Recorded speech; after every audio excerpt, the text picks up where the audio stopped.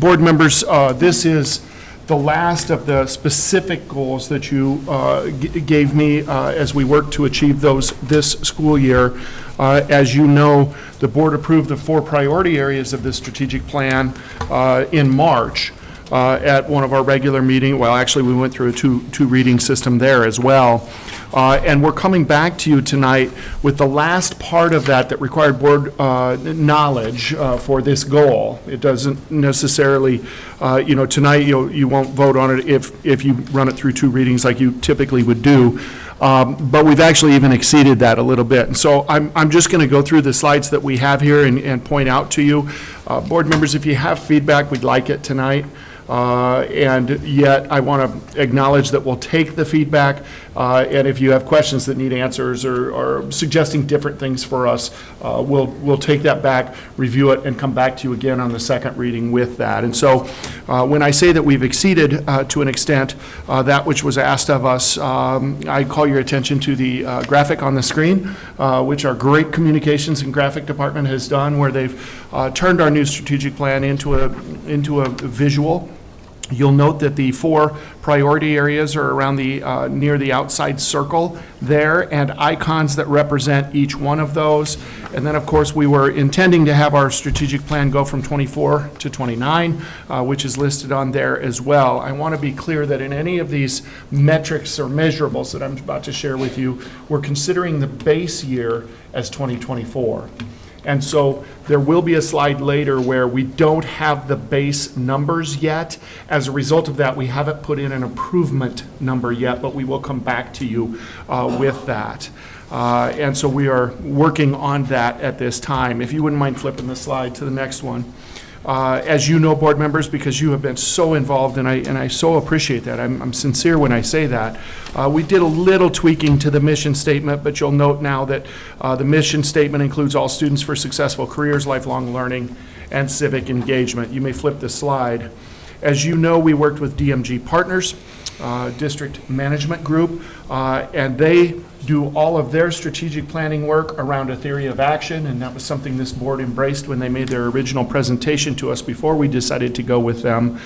For those that may not deal with a theory of action a lot of times that are in the community, these are really if-then statements. If we do the top, 5 bullets that are on there, then we will achieve the 3 bullets that are down below there. And so this was really the outline created by the steering committee, but with thousands of pieces of input. And I do want to call your attention, just remind you, I know it was part of the earlier presentation, but you had a lot of data already because of the All Means All work. Because of the superintendent search that you did, because of the request you made of your new superintendent to do a transition plan. So certainly we had a lot of data there, but we also had a lot of committee meetings, group meetings, community meetings, virtual feedback received as well, which helped bring all of this together. If you wouldn't mind the next slide, board members, these are the 4 priority areas. I guess this is probably more for the community even than the board, because you've seen these before. But this is what we yielded in March and began to work on the measurables that I will present to you tonight. Our theory of action yielded these 4 priority areas.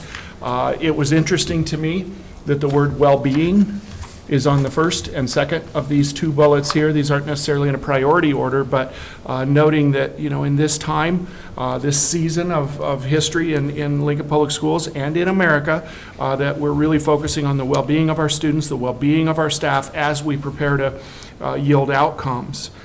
Family and community engagement, is certainly something of great importance to this board, and you've been very clear with me about that. If you wouldn't mind flipping the slide, I just call your attention to this. This is just a screenshot of our strategic plan on the website. Our team has done an incredible job. You could go there right now and see the most current draft of the strategic plan. Clicking on that strategic plan, it'd go page by page through there for you. And we have edited that to include some measurables, which is what I will share with you tonight. Receive feedback, and we're still receiving feedback from others as well. If you'd flip the slide, Thank you, Bri. We started with your help and the steering committee's help of coming together with some action statements, if you will, by each of these priority areas, student well-being and outcomes. You indicated as a part of this and what we gathered that we would have challenging and appropriate instruction with a strong foundation in literacy and, of course, diverse pathways to graduation, as well as intentional supports and relationships for all students, focused on positive behavior, but to build strong and safe communities. And as you know, in an earlier meeting, we also shared with you the behavior framework, which has positive as a part of that as well, positive behavior. The second one, staff well-being and outcomes. The supportive statement underneath that was to support and empower diverse staff who meet the changing needs of, again, all students.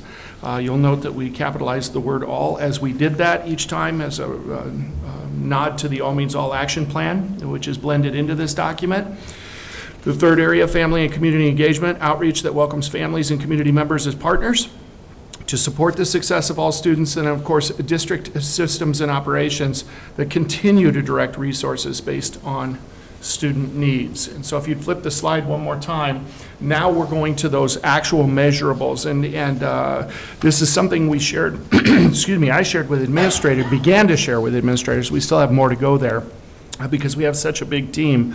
But I did so beginning last week. I sent you a note about that because we want to begin, we want our administrative team to begin to figure out how they're going to operationalize some of these things in their specific setting. You know, it's interesting, one of the things I've heard about LPS is that, you know, for success, we've got to find places where we give people the autonomy to make some decisions, some leadership decisions. And so different buildings may do some of these things a little differently, but the goals are for all of us. It's not a separate set of goals for different buildings. And so I want to call your attention on this slide, and because this is the one that deals with students, it has the most in terms of number of measurables. It's got 7 measurables on it. The other ones have either 4 or 3 measurables. And so this one will take just a little bit longer. But I want to point out to you that following some of these, you'll see an asterisk or a star, if you will. I believe it's an asterisk on there. And that asterisk simply, boy, I can't say that word tonight, simply points out to you that that's been an import from the All Means All action plan. It is a part of this strategic plan. And so I'm going to go through these with you as it deals with challenging and appropriate instruction. Remember, there were 2 statements under there. The first one is that by the time we get to 2029, our on-time graduation rate goal will be 87%, with a focus on reducing the existing differentials between student groups. By the same timeline, we'll see a 3% increase in percentile rank in both math and ELA, English Language Arts, for all student groups on nationally normed assessments. Right now, we're using the NWEA product MAP for those nationally normed assessments. By June of 2029, increased district enrollment in honors courses, not the district enrollment solely, but within the honors courses for all students. Again, All Means All comes in here with additional emphasis on historically underrepresented student groups by reducing disproportionality in course enrollment by 50%. And then the last one under appropriate instruction is the same timeline, but to increase the percentage of early childhood students who meet or exceed age expectations by 5% in each developmental area, social, emotional, cognitive, physical, language, literacy, and mathematics, as measured on the nationally normed gold assessment. And I just want to call out here that, Kara's in the room. We have our early childhood listed here a little bit separately, if you will. And I know there's this passion in Lincoln right now to grow early childhood, just more seats. I respect that the work that was done here was about the quality of the early childhood education offered to our students. The next item falls under that second statement, which is intentional supports and relationships for all students focused on positive behavior.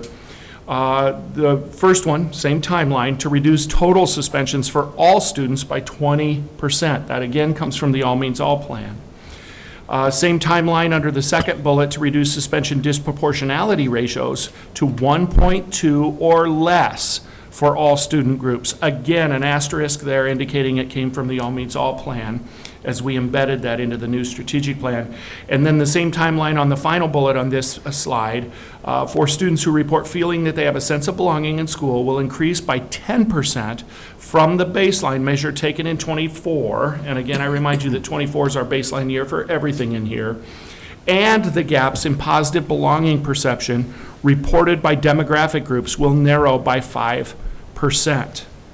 Again, I'll take any board feedback or questions tonight, and we'll put that together and get you the responses you deserve. Would you like me to go through all 4 areas first, or have you ask questions along the way? It doesn't matter to me.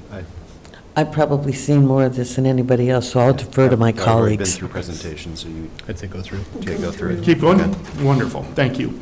The second one is underneath that that second bullet that was the well-being and outcomes for staff, support and empowerment for diverse staff, thank you for following along with me when I forgot to ask for the change, who meet the changing needs of all students.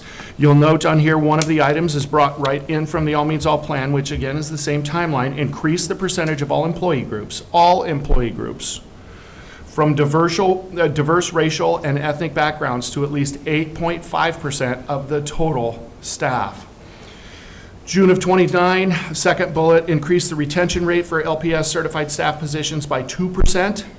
And certainly, retention is something that's very important to us right now. The third bullet, ensure that the average compensation and benefits of LPS classified staff, and I want to be clear, we're calling out classified staff here, will be competitive with similar positions based on market analysis. And as you know, as the pandemic began, this district put some effort and some money into increasing some classified rates, but I know there's belief among you, just from the conversations I've had with you individually, that we need to continue to take a look at that and keep moving forward as we can afford to do so, but based on a similar market analysis. And the fourth bullet there is to increase the proportion of staff members who report feeling a sense of belonging by 2%. The third area has to do with that family and community engagement. If you wouldn't, you're already there. Outreach that welcomes families and community members as partners in supporting the success of all students. There are 4 measurables here. The timeline is the same on all 4 of them. Parents and families who report having opportunities to be involved in school activities will increase from 91% to 93%, and the gap in positive perception reported by demographic groups will narrow by 5%. So we're going to increase the total number. There's so many, I've seen it happen so many times in some other districts where they work to close the gap by bringing the top number down. We just can't do that. Got to work to keep increasing that top number, and yet we're going to close the gaps as well. The second bullet, parents and families who report that staff builds positive relationships will increase from 86% to 88%. And the gap in positive perception, again, will narrow by 5%. The third bullet, community members who report having opportunities to be involved in school activities and partnerships will increase by 10%. And the gap in positive perception reported by demographic groups will narrow by 5%. So we've got parents and families on the first 2 bullets. We've got community members, because as you know, as Lincoln continues to grow and shift and do some things differently, we've got a lot of people in the community who don't necessarily have students in our schools, and we want to engage them as well. And the last bullet also engages them. That report that district staff build positive relationships with them will increase by 10%, and the gap by demographic groups will also narrow by 5%. And then the last page of measurables here is on that systems and operations. There are 3 bullets here. Review and analyze and verify that 100% of our schools have resources aligned to the identified student need based on available funding. Second bullet, increase the percentage of staff and families who feel that district systems and operations are transparent. That's obviously survey data.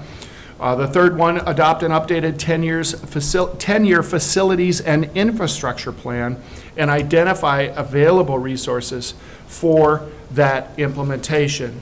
On the next slide, just certainly want to make sure that everyone's aware that we've got a website within our website that you can go to learn more, which includes that document that I shared with you before. And the last slide, if you will, is that we'll take your questions or feedback. Good. Is there any discussion? Kathy, then Barb. Kathy? Okay, do you want them one at a time? Do you want them section by section, or does it matter? So I'm No, gonna. I think I can find, there's only 4 sections, so we Okay. can do this. Okay, I'm gonna start with a thank you, because as chair of the Strategic Planning Committee for the board, there are a whole lot of people, thousands of voices that helped put this together. And I just want to remind the community, no one person did this. I watched Sarah Salem work Oh, yeah. crazy hard on this, so thank you, Dr. Matt Larson. If I start naming names, Dr. Liz Standish, Dr. Van Price, I know I'm missing them. Laura was there taking notes at every meeting. Mindy was there. Ryan was there. I think everybody in this room was there for a different part of it. So let me just start with a big thank you so you all know you appreciate it. As I looked at the involvement and the thousands of voices, I think we heard the voices, and I liked that we put percentages. I don't get caught up in numbers, I get caught up in how many kids are improving. So graduation rates, we've always been really good with graduation rates, but we have a large percentage of students with special needs who generally are included in that big number of making it look like we're failing when we're not. Those kids are doing phenomenal work even though they don't graduate on time. I don't need the answer tonight, but find out how many kids we have on, I don't remember what they call it, but it's not, they won't let us call them actual graduates when they walk across stage, and it irritates me. Those kids work really hard. So can you find out the number of kids in LPS that are special ed? Maybe Matt knows it already. Close? Or you can email it to me. We can get you that information. Okay, perfect. That's my first one. And if I may, Mrs. Danik, I said to you during my interview, and I continue to state that one of the ways to focus on improving your graduation rate is to look at the dropout rate.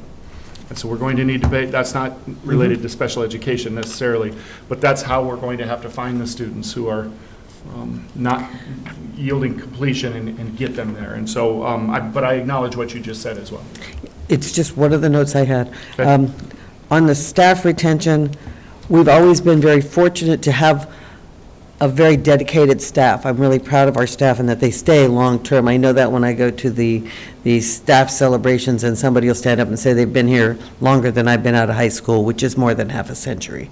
So that makes me feel really proud of LPS. Can you also break down the staff retention numbers in some way, shape, or form? Yeah, we have that right now. I don't mean right now to report to you, but I know because Dr. Price has shared that data with us very recently. We'll get that. We will also be presenting that in personnel policy this month. I haven't had that meeting yet, so there you go. Yeah, and so But I that'll, can definitely get that to you. that'll Thank end up you. in the minutes, but also I could put it in the informational Okay. update with no problem. Okay. And the parental involvement, I do think we're always way ahead of the curve on that. As you can see, our parents aren't afraid to come and talk to us tonight, and they stick around for our board meeting, and I'm really proud of that. And the last part is our business affairs and our operations, and that's just like one of the biggest thank yous in the whole country. I went to a class at the NSBA conference, and they were presenting do you know how to build a budget? And so I thought, well, I think I do, but I think I'm going to go to the class anyway. So I wanted to thank Dr. Standish and her entire team, because the bullet points that they put on, we've been doing those not just since you've been here, better since you've been here, because they said, did you do a 10-year plan? And I'm going, well, yeah, doesn't everybody do a 10-year plan? Doesn't everybody make sure their facilities are timed? They were in a 3-building school, and all I could think of is, oh my gosh, we have over 70 buildings and sites, and our team manages these seamlessly. So I wanted to shout out that I see our business affairs plan, but we're way ahead of the curve, and I just wanted to say how proud I was of that. Yeah, I think you and I had some conversations about that at the national conference too, where we learned that. I made a note to call this out, and then I forgot to do it when I went through it. The second bullet on this slide will have a measurable number, not just say increase. But again, we need to get the baseline data from this year so that we can figure out what's, if the baseline data comes back at 50% versus 90%, obviously our growth rate will, so we just need that baseline data first. I think the important part for me to know is that putting together a budget and I've been a legislature fan this year in fan might be a little overstated. And watching that you have to keep pivoting as you're making sure you're building a budget appropriately.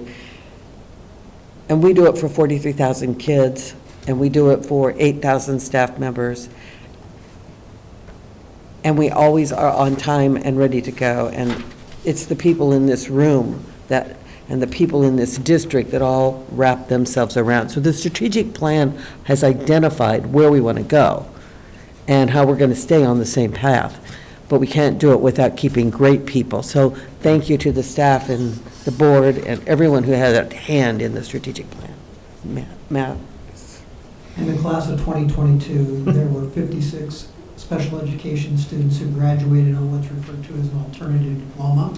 And under that definition of the state, they did not count towards our on-time graduation rate. Thank you. Yep. Is there, can I ask a quick follow-up?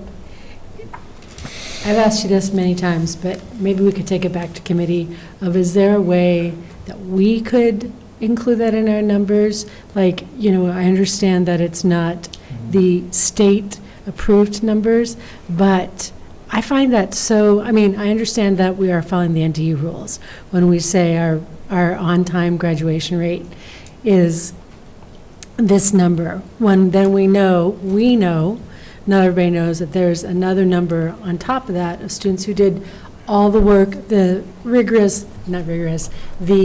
work that they needed to do to pass the classes they needed to pass, be able to pass the testing they needed to pass to get the graduation, and met all of our rules and expectations. But we don't ever count that we are guilty, that we don't ever count them. Well, and the challenge that I see with that, although I think we can do something, is that we don't own the federally created formula for on-time and 7-year or graduation rate. They don't always share the numerators and denominators with us of our own data. So we can do it, but I think it could have some give and take in it. Would you agree, Dr. Lawson? It would not be an official statistic, but it's certainly something we could begin to consider communicating to our community in some other way. And I understand that, and I think that's what I'm asking. Yeah. For all the parents out there who are getting their kid to graduate, to be told that they don't count, doesn't seem fair. Sure. It's not, and it's not equitable. It's even Yeah, less. I seem to Thank recall you we for went- that, we and thank went you for through listening to a me year say or that two- one more time. I seem to recall we went through that a year or two ago, where there are multiple, at least 3 definitions, maybe more. Yeah. And we just can't, we don't have ability to change it. We can make up any number we want, but you're kind of stuck with external numbers in many ways. I understand that, Although, and that 84 to 87%, I understand that comes from the official numbers, but I think that we can also use language that shows we understand we actually have a different graduation rate that others don't recognize, but that we do. That's what I'm I saying. think, Kathy, are you done, or are we ready for Barb, or does that follow up to? Well, just on what Annie's talking about, we used to show the 5, 6, and 7-year graduations in student learning. So maybe in student learning minutes somewhere, they just put those in there, and then I'll just pull them out and put them on my little hand card when I talk to people. All right. Thanks. Yeah, Barb?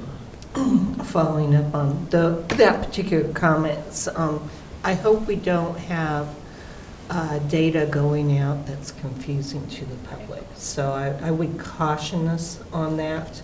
But anyway, what I was going to talk about was I think the strategic plan's coming together very well. I want to thank the community for the input, our teachers, our staff, our students, our families. And I, too, went to the national conference this last weekend and had a really wonderful time attending a session that was done by a 16-year-old student out of Portland, Oregon. And they have started for a number of years now a student summit. And the reason that I bring this up is that I do think it would be great for us to explore those ideas of a student summit where our students get to sit down with people like Joe Wright and learn about security, sit down with Dr. Van Price and learn about HR and what does that mean and all the many different kinds of employment opportunities there are here, et cetera. But also to go and connect our students to our strategic plan. I think that if there was something I really heard from that session, is that often students feel disconnected from the decision-making process that's going on. Though in the case of LPS, we did reach out to our students and did get their input. So now it would be good to have an opportunity to reconnect our students back to the strategic plan. And we can discuss at a different time with staff on this idea of a student summit. But I would just like us to have an opportunity to connect us with our students and their families. Okay. Is there any other discussion? I have one question. Annie?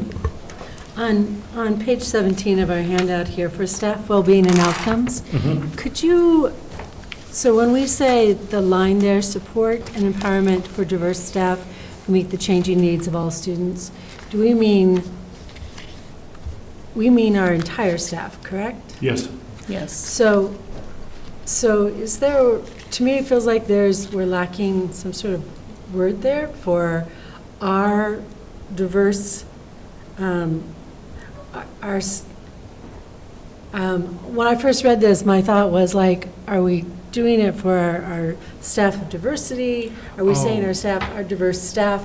Gotcha. If I know what we're saying our entire staff, which is a highly diverse staff, but I feel like there's a missing, I don't know what the word is. Again, I'm coming back at, it seems, it could be taken as, because then the first one is that we're going to increase percentage from diverse and racial, ethnic backgrounds. So one could read those two as we're only giving support and empowerment for our staff of diversity. Sure. Well, Just, with- I hand it over to you, that's the first thing that popped to Okay. me, if anybody wants to look at that. With board permission, we'll have the executive team take a look at that and then bring it back through the strategic planning committee. Exactly. And after that, I just appreciate all of the wordsmithing that has been done. It's been pretty amazing. I find this strategic plan to be very easy to read and understand what our goals are and what we're all about. And I think that for the larger percentage of the population is all that we need to know. And that the fact that the action steps always amaze me, that what we do to support all this are vast and varied. So I applaud all who worked on this for making this a readable and accessible thing. But I would agree with Barb that on some level, it also needs to be, so if I'm a student, how would I say, so what? Yeah, I love that idea. How does that answer that question? We got their feedback to build it. Let's go back and engage that conversation again. And I'm really proud of the team that put this together. Because when you're looking at this, I've done so many strategic plans in other districts.